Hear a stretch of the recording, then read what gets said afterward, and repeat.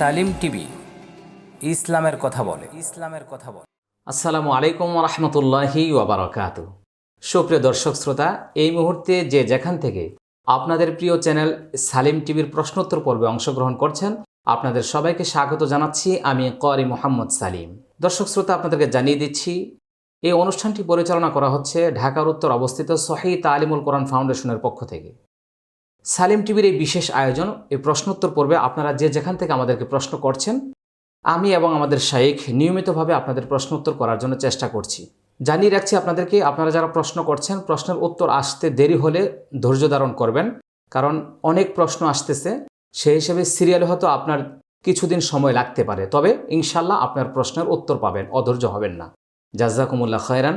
আজকের প্রশ্নোত্তর পর্বে উত্তর প্রদান করছেন যিনি মেহমান হিসেবে উপস্থিত রয়েছেন, আমাদের প্রিয় শাইখ মুফতি ডক্টর আলাউদ্দিন। আসসালামু আলাইকুম ওয়া রাহমাতুল্লাহি ওয়া বারাকাতুহু। মোহতারাম, আপনি কেমন আছেন? আলহামদুলিল্লাহ, অনেক অনেক ভালো রয়েছি আল্লাহর মেহেরবানিতে। আলহামদুলিল্লাহ। দর্শক শ্রোতা, আপনাদের পক্ষ থেকে আজকে যে প্রথম প্রশ্নের উত্তর দেওয়া হচ্ছে, যিনি প্রশ্ন করেছেন আমাদের এক ভাই, খুবই গুরুত্বপূর্ণ একটি প্রশ্ন তিনি পাঠিয়েছেন।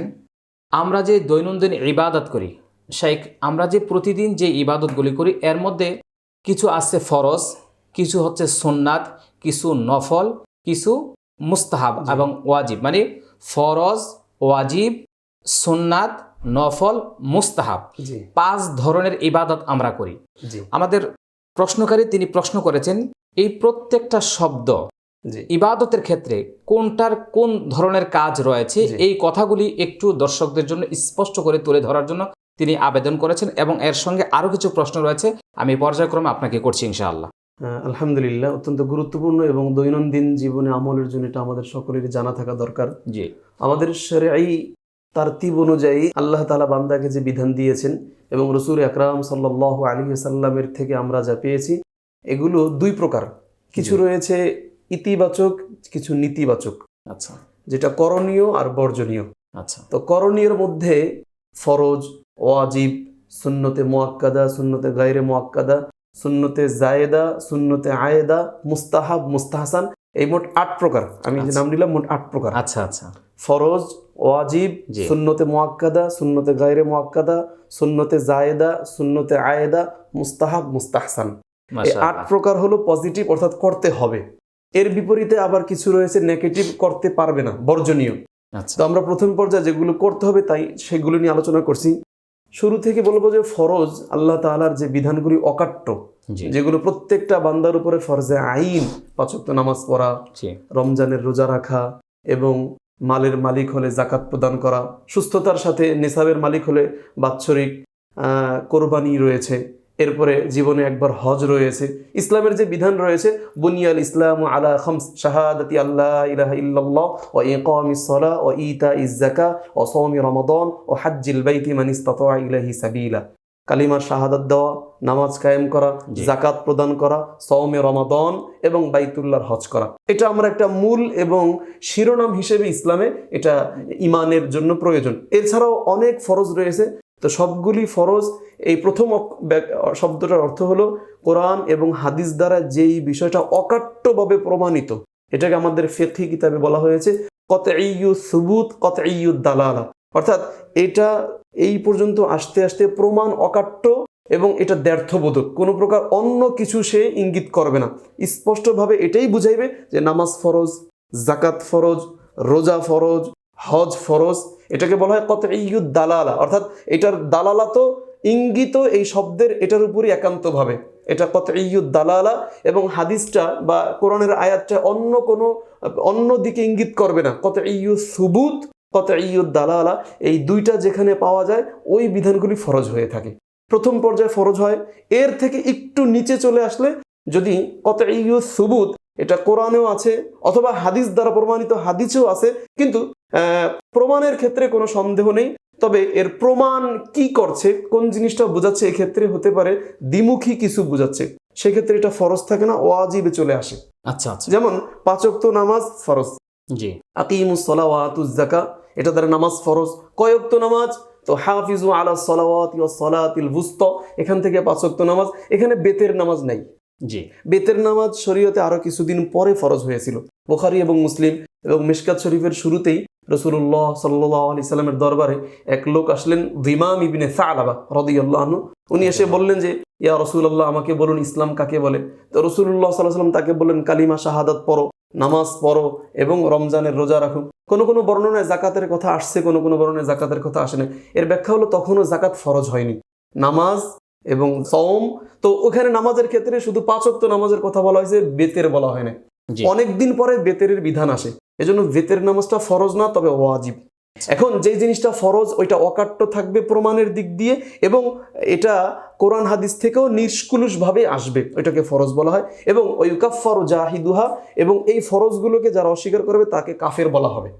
এরপরের স্টেপ যেটা আরেকটু দলিলের দিক দিয়ে অথবা প্রমাণের দিক দিয়ে কিছুটা দুর্বলতা, ওইটাকে ওয়াজিব বলে। ওইটার অস্বীকারীকে ফাসেক বলা হবে, কাফের না। আচ্ছা আচ্ছা। তাহলে ফরজের অস্বীকারীকে কাফের বলা হবে, আর ওয়াজিব অস্বীকারীকে ফাসেক বলা হবে। তাহলে আমরা পেলাম ওয়াজিব যেটা, এটা ফরজেরই সাথে, তবে একটু নিচে চলে আসছে। যদি ফরজ হয় 100 ভাগ, তো ওয়াজিব হবে 99 বা 98, একটু কম। তাহলে ফরজ ওয়াজিব। এরপরে আসে শরীয়তে সুন্নতে মুআক্কাদা, যেমন আমরা ফজরের 2 রাকাত সুন্নত পড়ি, জোহরের আগে 4 রাকাত, পরে 2 রাকাত মাগরিবের এশা, এগুলোকে বলা হয় সুন্নতে মুআক্কাদা। কানা রাসূলুল্লাহ সাল্লাল্লাহু আলাইহি ওয়াসাল্লাম ইউয়াজিবু আলাইহা, যেগুলো সর্বদা রাসূলুল্লাহ সাল্লাল্লাহু আলাইহি ওয়াসাল্লাম গুরুত্ব সহকারে সর্বদা করেছেন, কখনো ছাড়েন নাই। আচ্ছা, এগুলোকে আমরা সুন্নতে মুআক্কাদা বলতে পারি। 5 ওয়াক্ত নামাজের সাথে জড়িত এবং তারাবির নামাজের সাথে জড়িত যে কোনো বিষয়গুলোকে সুন্নতে মুআক্কাদা, ওইটা যেটা অত্যন্ত গুরুত্ব রাখে। এটা আবার ওয়াজিবের কাছাকাছি, তবে আরেকটু নিচে। ফরজ থেকে ওয়াজিব একটু নিচে, ওয়াজিব থেকে সুন্নতে মুআক্কাদা আরেকটু নিচে, তৃতীয় পর্যায়ে। এরপরে চতুর্থ পর্যায়ে আসবে সুন্নতে গায়রে মুআক্কাদা। ওইটা সুন্নতে মুআক্কাদা যেমন সর্বদাই রাসূলুল্লাহ সাল্লাল্লাহু আলাইহি ওয়াসাল্লাম করেছেন, তবে সুন্নতে মুআক্কাদা মাঝে মাঝে ছেড়েছেন। ইয়াফআলু আহইয়ান ওয়া ইয়াতরুকু বা, কখনো করেছেন কখনো ছেড়েছেন। যেমন আসরের আগের 4 রাকাত সুন্নত, এশারের পরে 2 রাকাত সুন্নত, আবার 4 রাকাত সুন্নতে গায়রে মুআক্কাদা।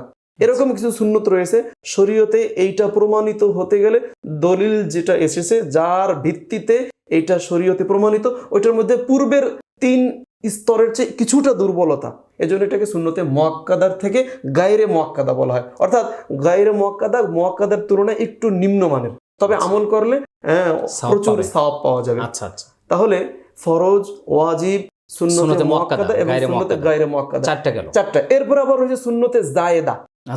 সুন্নতে জায়েদা বলা হচ্ছে মুআক্কাদা এবং গায়রে মুআক্কাদার পরে আরেকটা সুন্নত আছে, কিছু কিছু যেগুলো অতিরিক্ত কিছু সুন্নত রয়েছে। যদি কেউ ইবাদত করে এবং নফল পড়ে এবং আওয়াবিন পড়ে, মানে আমরা কি ইশরাকের নামাজ, চাশতের নামাজ, এগুলো সুন্নতে জায়েদা করা যাবে। এগুলো করলে অনেক সওয়াব রয়েছে। এটাও কেন প্রমাণিত হলো?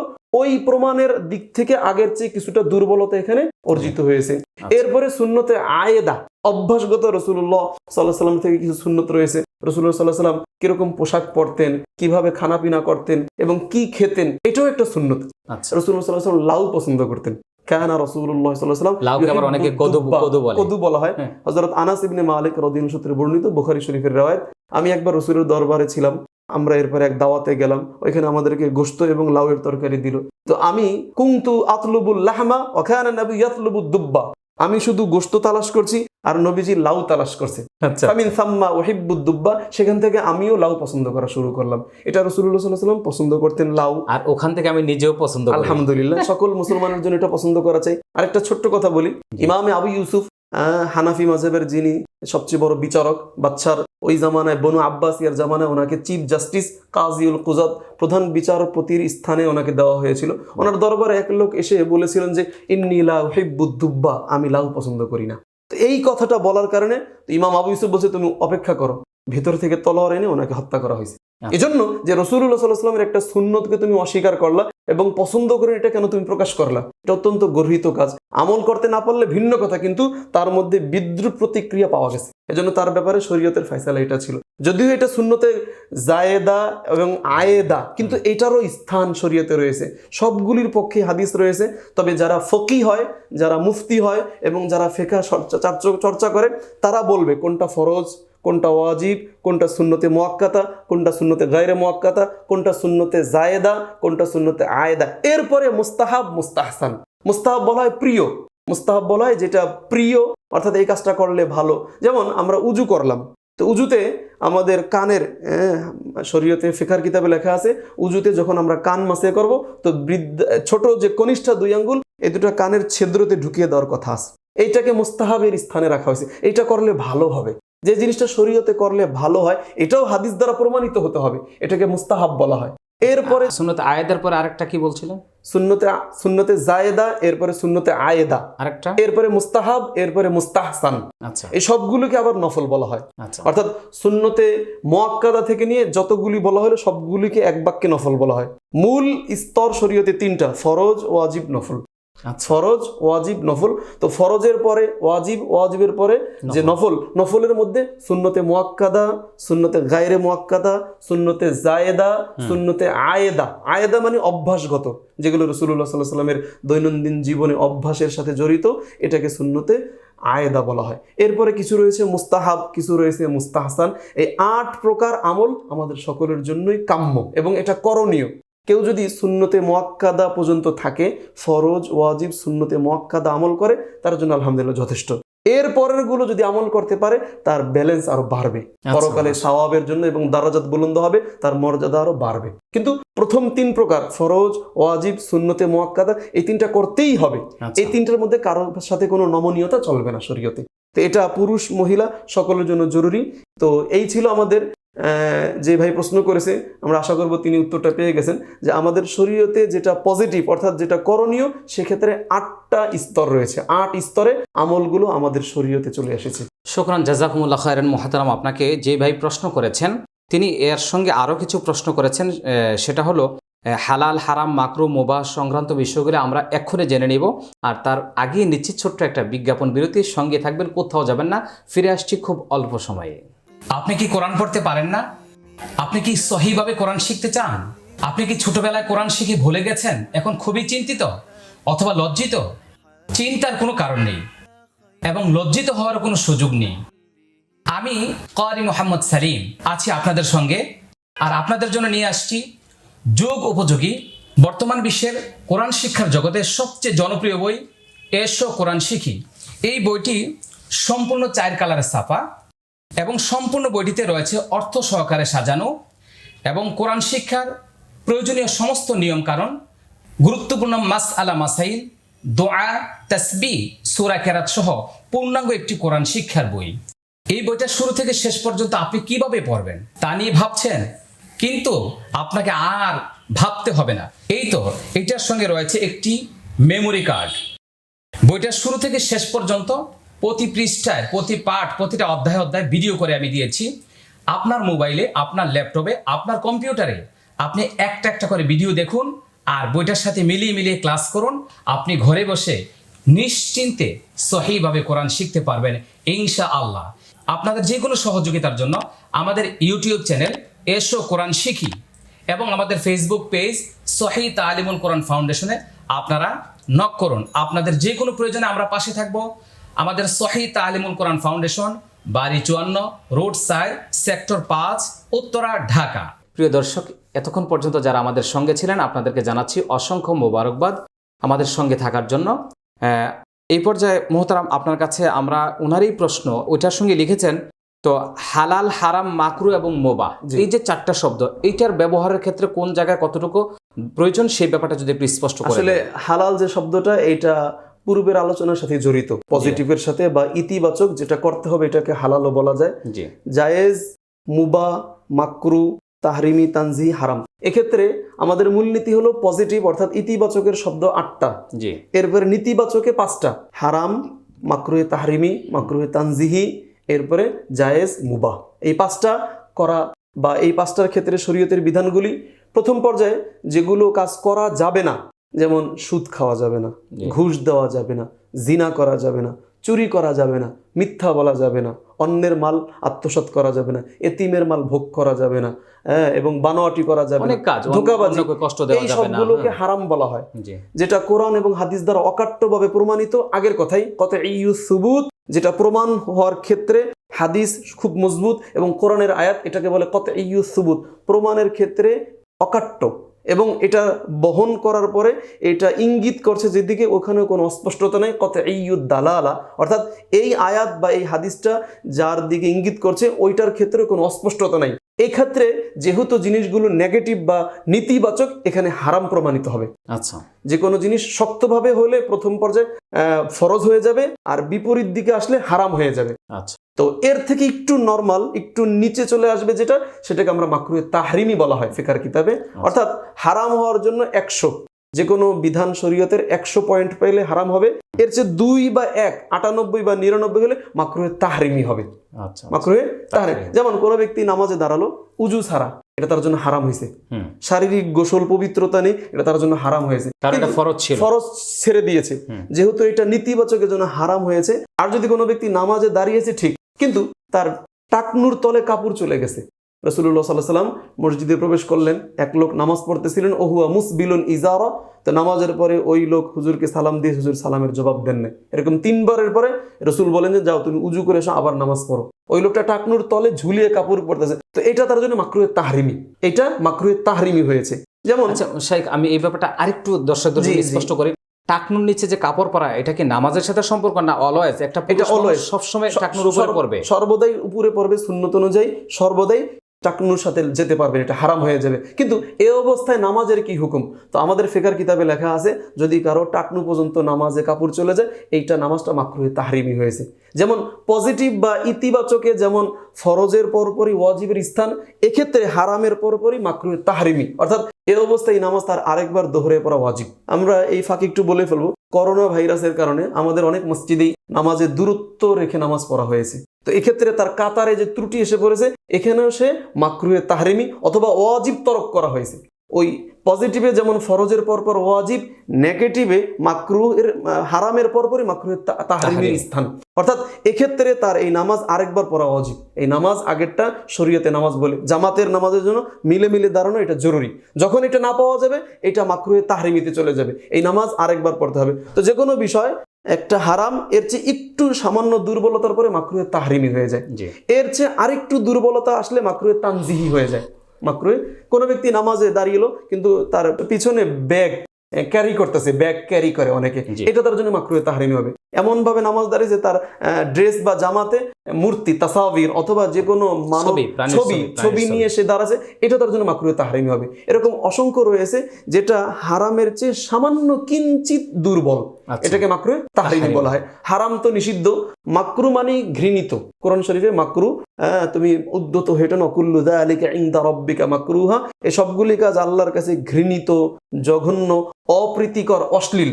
মাকরুহে তাহরিমি যেটা নিষিদ্ধ এবং হারামের পর্যায়ে, এর চেয়ে একটু দুর্বল মাকরুহে তানজিহি, অর্থাৎ এটাও নিষিদ্ধ তবে আগেরটার চেয়ে একটু দুর্বল, এই জন্য এটাকে মাকরুহে তানজিহি। তানজিহি ব্যাখ্যা হলো এখান থেকে মুক্ত থাকতে হবে। তানজিহ আরবি শব্দ, এর অর্থ হলো এখান থেকে আমি আপনি সকলে মুক্ত থাকতে হবে। এটা যেমন পজিটিভে রয়েছে কি, ফরজ, ওয়াজিব, সুন্নতে মুআক্কাদা, ফরজ করতেই হবে, সুন্নতে মুআক্কাদা, ওয়াজিব করতেই হবে, সুন্নতে মুআক্কাদা করতেই হবে, সারা যাবে না। তো এক্ষেত্রে হারাম করাই যাবে না, মাকরুহে তাহরিমিও করা যাবে না, মাকরুহে তানজিহও করা যাবে না। এই তিনটা ওই তিনটার সাথে একেবারে উৎপ্রোতভাবে জড়িত, হারাম, মাকরুহে তাহরিমি, মাকরুহে তানজিহি, যেমন ফরজ, ওয়াজিব, সুন্নতে মুআক্কাদা। এরপরে জায়েজ এবং মুবাহ, এই দলিলগুলোর চেয়ে আরেকটু দুর্বল কোনো হাদিস দ্বারা প্রমাণিত বিষয়টা, তবে আবার অন্য হাদিসে নিষিদ্ধ এই দুইটা জিনিস। যেমন দাঁড়িয়ে পান করার ব্যাপারটা, জামে তিরমিজি শরীফে হাদিস আসছে, রাসূলুল্লাহ সাল্লাল্লাহু আলাইহি ওয়াসাল্লাম নিষেধ করেছেন, তোমাদের কেউ যেন দাঁড়িয়ে পানি পান না করে। এরপরে আবার তিরমিজি শরীফে হাদিস রয়েছে, যে ব্যক্তি প্রয়োজনগ্রস্ত ভাবে দাঁড়িয়ে পান করা যাবে, যেমন জমজমের পানি দাঁড়িয়ে পান করার ব্যাপার কথা আছে, এবং উজুর পরে যে পানিটা অতিরিক্ত, এটাও দাঁড়িয়ে পান করা হাদিস দ্বারা প্রমাণিত। তার মানে দাঁড়ায় পান করতে পারবে, আবার নিষেধ আছে। এখন এই দুই জায়গায় স্থান, অর্থাৎ জমজমের পানি এবং উজুর পরের পানি ব্যতীত অন্য কোথাও যদি কেউ দাঁড়িয়ে পানি পান করে, তখন এটা জায়েজ রাখা হয়, জরুরত, যদি প্রয়োজন থাকে। আর যদি প্রয়োজন না থাকে, সেক্ষেত্রে মাকরু হয়ে যাবে। তাহলে এই যে জায়েজ কাজটা, এটা এতটা ভালো কাজ না, না করতে পারলে ভালো। এটা কিন্তু পজিটিভ না, নেগেটিভ সাইডে। উম্মত কাজ করবে পজিটিভ, অর্থাৎ ফরজ, ওয়াজিব, যেমন আমরা সুন্নতে জানি যে মুআক্কাদা, বিশেষ করে ইসলাম ধর্মে জি, ভিক্ষা করা, বউ ভিক্ষা তালাক করা। দেওয়া, হ্যাঁ এগুলাকে জায়েজ, বলা কিন্তু খুব চরম নিম্ন- পর্যায়ে চলে গেলে, খুব নিম্ন পর্যায়ের, এজন্য জায়েজ কিন্তু উম্মতের করণীয় না। জি, আমি যে প্রথমে সাজালাম ফরজ, ওয়াজিব, সুন্নতে মুআক্কাদা, সুন্নতে গায়রে মুআক্কাদা, সুন্নতে জায়েদা, সুন্নতে আয়েদা, মুস্তাহাব, মুস্তাহসান, এই 8 প্রকার করণীয়। এরপরে যে নেগেটিভ বা নেতিবাচক, যেখানে হারাম, মাকরুহে তাহরিমি, মাকরুহে তানজি, এরপরে জায়েজ, এরপরে মুবাহ, এটা কিন্তু করণীয় না, বর্জনীয়। বর্জনীয়। আমাদের অনেকে মনে করে যে জায়েজ মানে করণীয়, না, তাকে বুঝতে হবে এইটা নেগেটিভ সাইড, এটা নেতিবাচক, এটা করণীয় না, এটা বর্জনীয়। যখন চরম পর্যায়ে চলে যাবে, যেমন আমরা একটা মূল কথা হচ্ছে প্রয়োজনের ক্ষেত্রে সে যেমন একটা মাসালা আমি বলি, মসজিদ মাদ্রাসা বানানোর ক্ষেত্রে কোনো বিধর্মী আমাদেরকে কিছু টাকা দিল, তো কি করা যাবে এই টাকাটা? তো আমাদের শরীয়তে লেখা আছে, যদি ওই ব্যক্তি মন্দির বা তার প্যাগোডা বানানোর সময় তার এটা ফেরত না চায়, তাহলে এক্ষেত্রে তার টাকা নেওয়া জায়েজ। আচ্ছা, সুন্নত না, সুন্নতে মুআক্কাদা না, ওয়াজিব না, ফরজ না, এটা কি অনুমোদিত, নিতে পারেন, মানে গ্রহণযোগ্য। তবে এটা কিন্তু উম্মতের এই দিকটা এমন, যেমন তবে মানে গ্রহণযোগ্য কিন্তু বেটার না, ভালো না, বেটার ভালো না। হ্যাঁ, এজন্য আমরা অনেকে মনে করি জায়েজ মানি তো করা যাবে না, জায়েজ মানি করা যাবে না, যেখানে আর কোনো পর্যায় রাস্তা থাকে খুঁজে না, পাওয়া যায় না। সেক্ষেত্রে জায়েজ, এবং তবু আবার অনুমোদিত কিনা শরীয়তে সেক্ষেত্রে দেখতে হবে। যেমন কেউ কারো চোখ নষ্ট হয়ে গেছে, অন্য থেকে চোখ নিয়ে স্থাপন করে, জি। তো এইটা জরুরত হলে মানে চোখ নেওয়া যেমন যাবে, কিডনি, এটাকে জায়েজ বলা হয়েছে, না নিতে পারলে সবচেয়ে ভালো। জি। হাদিস আছে, যে ব্যক্তির চোখ নষ্ট হয়ে গেছে আর যদি সে সবর করে, আল্লাহ তাকে জান্নাত দান করবে। ইদা বতালাইতু আবদি বিহাবিবাতাই ফাসাবারা আওয়াতহু মিনহুমাল জান্নাহ, আমি যদি আমার বান্দার প্রিয় 2 বস্তু নিয়ে যাই আর সে সবর করে, আল্লাহ তার বিনিময়ে তাকে জান্নাত দিবে। কিন্তু কোনো আর্থিক সচ্ছলতা রয়েছে, কেউ তাকে চোখ দিতে চাচ্ছে, সে নিতে পারবে কিনা, তো এটা জায়েজ, এটা কিন্তু সর্বশেষ স্টেপ পার হয়ে যা, নিতে পারে। এরপরে আরেকটা শব্দ থেকে মুবাহ, ইয়ানি বৈধ দেওয়া যায়, মুবাহ। যেমন এই কাজটা সুন্নত না, কোনো হাদিস দ্বারা প্রমাণিত না, আবার হারাম না, অকট্টভাবে নিষিদ্ধ প্রমাণিত না, কি করবেন, এই কাজটা করা যাবে কিনা। তো এটাকে যেমন আজকালকার আমরা এই জামানায় অনেক কিছু ব্যবহার করি যেটা হাদিস দ্বারা প্রমাণিত নয়, অর্থাৎ করণীয় করলে কোনো সওয়াব হবে না, আবার ছাড়তেই হবে এরকম কোনো হাদিস নেই, এটাকে আমরা মুবাহ বলতে পারি, যে ঠিক আছে করা যেতে পারে, গুনাহ থেকে বাঁচবে কিন্তু সওয়াব পাবে না। তো জায়েজ এবং মুবাহ এটা পজিটিভ সাইড, নেগেটিভ সাইডে, অর্থাৎ বর্জনীয় তরিকায়। আমাদের যদি সর্বদা হাদিস থাকে, সুন্নতে মুআক্কাদা, সুন্নতে গায়রে মুআক্কাদা, সুন্নতে জায়েদা, সুন্নতে আয়েদা, অথবা তার চেয়ে নিম্ন পর্যায়ের মুস্তাহাব, মুস্তাহসান, তবুও উম্মত সেগুলো আমল করবে, এক্ষেত্রে না আসা চাই। এরপরও যদি ওইখানে নাই থাকে কোনো প্রমাণ, সেক্ষেত্রে আমরা জায়েজ এবং মুবাহের দিকে চলে যেতে অনুসন্ধান করব। জি, শুকরান, জাযাকুমুল্লাহ খায়রান। দর্শক শ্রোতা, আপনাদেরকে জানিয়ে দিচ্ছি, যিনি এই গুরুত্বপূর্ণ প্রশ্নগুলি করেছেন, উনি সর্বশেষ লিখেছেন, মোহতারাম আপনি একটু শুনবেন, ছেলে এবং মেয়েদের ক্ষেত্রে কত বছর বয়সে উল্লেখিত বিষয়গুলি আমল শুরু করবে অথবা বর্জন শুরু করবে? আচ্ছা, যেই পজিটিভ এবং নেগেটিভ আমরা বিস্তারিত আলোচনা করলাম সকলের জন্য, এটা আসলে খুব ভালো প্রশ্ন।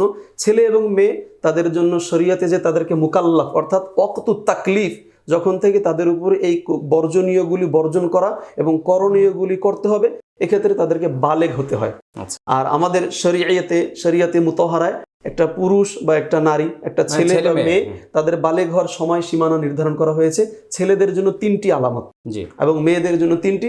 ছেলেদের জন্য তাগায়্যুরুত তাবঈ, তার শারীরিক পরিবর্তন ঘটা, গোফ এবং দাড়ি মোচের চিহ্ন দেখা যাওয়া এবং শারীরিক পরিবর্তন, কথাবার্তায় পরিবর্তন আসা। দ্বিতীয়, ইয়াহতালিমা, তার যেটাকে আমরা নাইট প্রেশার বা স্বপ্ন দোষ বলা হয়, এই ক্ষেত্রে এটা হলে একটা ছেলেকে বালেগ ধরা যেতে পারে। তৃতীয়, সে যদি বিয়ে করে কোনো মহিলার সাথে দৈহিক মেলামেশার পরে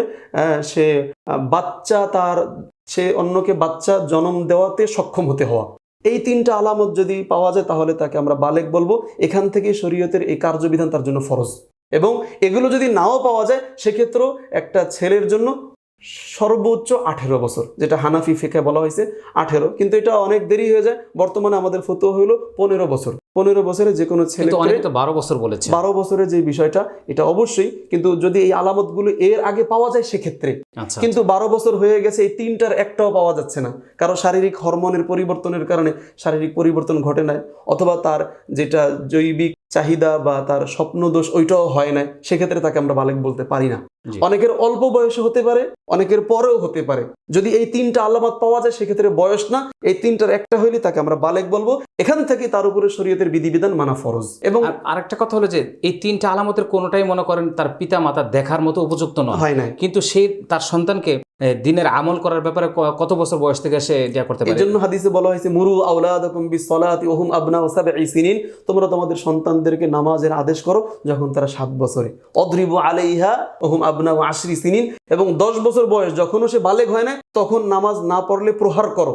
এখান থেকে বোঝা যাচ্ছে আরো 12 বছর হতে আরো 2 বছর বা 3 বছর লাগবে, এর আগেই নামাজের চাপ দেওয়া এবং গুরুত্ব বোঝানো, যেন বালেগ হওয়ার সাথে সাথে কোনো নামাজ সেজন্য আর এটা মানে মিস না করে। এবং মেয়েদের ব্যাপারেও 3টা আলামত, তাদের শারীরিক তাগায়ুর তাবঈ, শারীরিক পরিবর্তন হওয়া। 2 নম্বর তাদের হায়েজ হওয়া, মাসিক যে পিরিয়ড হয় এটা শুরু হইতে হবে। 3 নম্বর তার সাথে যাদের তার স্বামীর দৈনন্দিন মেলামেশায় তার বাচ্চা ধারণ করার ক্ষমতা থাকতে হবে। এই 3টা আলামত পাওয়া গেলে একটা মেয়েকে শরীয়তের দৃষ্টিতে তাকে বালেগা বলা হয়। যদি কোনো আলামত নাই থাকে তাহলে তার সর্বোচ্চ বয়স চলে যাবে ছেলের চেয়ে 1 বছর কম, অর্থাৎ 17 বছর। ছেলেদের জন্য 18 বছর, মেয়েদের জন্য 17 বছর। কিন্তু যদি কোনো মেয়ের 17 বছরের আগেও এই 3টা আলামতের কোনো একটা প্রকাশ পায়, যেমন আমাদের দেশের যে ওয়েদার 9 বছর হতে পারে, 7 বছর হতে পারে, 10 বছর হতে পারে, ওই কথাগুলি তখন যখন কোনো আলামত না পাওয়া যাবে তখন সর্বশেষ তাকে আমরা ইবাদতের ক্ষেত্রে 7 থেকে এটা স্টার্ট করা, চালু করা, যাতে তার মধ্যে অভ্যস্ত চলে আসে। আর শরীয়তের যে কোনো বিধান বালেগ হওয়ার আগ পর্যন্ত, যেমন সহিহ বুখারীর হাদিস রয়েছে, রাসূলুল্লাহ সাল্লাল্লাহু আলাইহি ওয়াসাল্লাম ইরশাদ ফরমান, রুফিআতিল আকলাম আন সালাসা, 3 ব্যক্তি থেকে লেখার কলম উঠিয়ে নেওয়া হয়েছে। 1 নম্বর আনিন নাইমি হাত্তা ইয়াস্তাইকিজা, ঘুমন্ত ব্যক্তি, ঘুমের মধ্যে সে যত অপকর্ম করুক, যত ত্রুটিযুক্ত কাজ করুক, কোনো গুনাহ লেখা হবে না হাত্তা ইয়াস্তাইকিজা, জাগ্রত হওয়া পর্যন্ত। 2 নম্বর আনিস সাবিয়্যি হাত্তা ইয়াহতালিমা, ছোট বাচ্চা থেকে যতক্ষণ পর্যন্ত তার বালেগ অর্থাৎ স্বপ্নদোষ বা সে বালেগ ম্যাচুরিট না হবে। 3 নম্বর আনিল মাজনুনি হাত্তা ইউফিকা, পাগল থেকে যতক্ষণ তার হুশ বা তার জ্ঞান ফিরে না আসবে। এক্ষেত্রে এটা বোঝা যাচ্ছে যে একটা ছেলে বা একটা মেয়ে বালেগ হওয়ার আগ পর্যন্ত তাদের উপরে এই বিধানগুলি আসবে না। তবে ওয়েদারের কারণে ওই যে আমাদের সর্বশেষ সীমানা, এর আগেও বালেগ হয়ে যেতে পারে, তখন কিন্তু তার উপরে চলে আসবে। এজন্য শরীয়তে এই 3টা আলামত রাখা হয়েছে। এই 3টা আলামতের জন্য বয়স দরকার নেই, যখনই এই 3টার যে কোনো একটা পাওয়া যাবে তাকে বালেগ ধরা হবে, এবং তার জন্য এই ফরজ, ওয়াজিব, সুন্নতে মুআক্কাদা এবং হারাম, মাকরুহ, তাহরিম, মাকরুহ, তানজি থেকে বেঁচে থাকা, মানে করণীয় এবং বর্জনীয় শুরু হয়ে তার উপরে চলে আসবে। জি, আমল করবে এবং পরিহার করবে। শুকরান, জাযাকুমুল্লাহ খায়রান। মুহতারাম, আপনাকে আজকে এত গুরুত্বপূর্ণ আলোচনা হয়েছে, আমি মনে করি দর্শক শ্রোতাদের জন্য আজকের এই প্রশ্নগুলি খুবই খুবই প্রয়োজন, এবং আমরা প্রত্যেকেই এই অনুষ্ঠানটি শেয়ার করে সবার কাছে ছড়িয়ে দিব, কারণ প্রত্যেকটা ফ্যামিলিতে এই প্রশ্ন রাখবে, কারণ এই প্রশ্ন উত্তরগুলি সবার জানা থাকা দরকার। চলুন আমরা প্রত্যেকে আন্তরিকতার সাথে শেয়ার করে ভিডিওটা সর্বস্তরের মানুষের কাছে পৌঁছে দেই। আর দর্শক শ্রোতা, আপনাদের যে কোনো প্রশ্ন আমাদের এই সালিম টিভির কমেন্টে লিখুন, আমরা ইনশাল্লাহ চেষ্টা করব আপনাদের প্রশ্নের উত্তর দেওয়ার জন্য। যারা এখনো সাবস্ক্রাইব করেন না, চ্যানেলটি সাবস্ক্রাইব করে আমাদের সঙ্গে থাকবেন ইনশাআল্লাহ। জাযাকুমুল্লাহ খায়রান। আজকের মতো আমরা এখানে শেষ করছি। আসসালামু আলাইকুম ওয়া রাহমাতুল্লাহি ওয়া বারাকাতুহু।